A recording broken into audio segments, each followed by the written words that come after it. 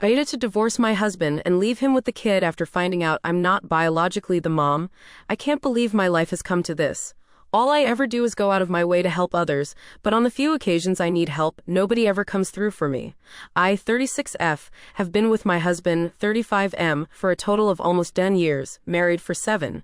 We had what I thought was my child by surrogate over 2 years ago because after 4 years of trying to conceive with no success despite medical interventions, it turns out I am unable to carry a child to term. I had always wanted to be a mom. Devastated is an understatement regarding how I felt when I found out I have a medical condition that would make it nearly impossible to carry a baby to term. It was even more upsetting when I had to get a major surgery to remove uterine growths with the hope to increase fertility, and complications during surgery warranted a partial hysterectomy involving removal of my uterus only. I still had my ovaries, so we started looking into cost of a surrogate.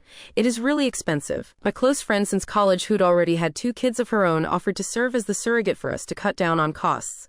After 2 disappointing IVF sessions that did not result in pregnancy, she became pregnant on the 3rd try and carried a boy to term for us.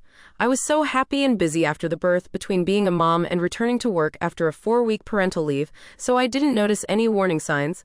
I should have noticed the red flags and warning signs early on, but did not because I was so exhausted from working so much at my stressful job and 2 part-time jobs to cover most of the bills and anticipated medical and legal costs associated with this friend becoming our surrogate.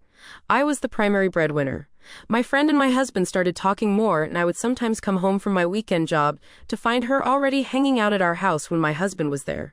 I chalked it up as innocuous, and it's good for her to know my husband better, since she was in the process of hopefully carrying our child for us. I was grateful to have someone helping us have a child. I also thought it weird that our son has brown eyes when both of us have blue. Then I found out that while this is uncommon, it's possible sometimes due to many genes controlling eye color.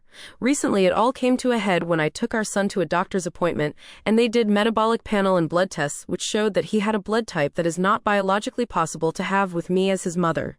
He's B+, I'm A+, husband is O+. Immediately, I started worrying it was the fertility clinic's fault, and that they'd messed up and implanted a wrong embryo. I started lining up lawyer consultations to possibly sue the clinic, and looked into having a DNA parentage test done.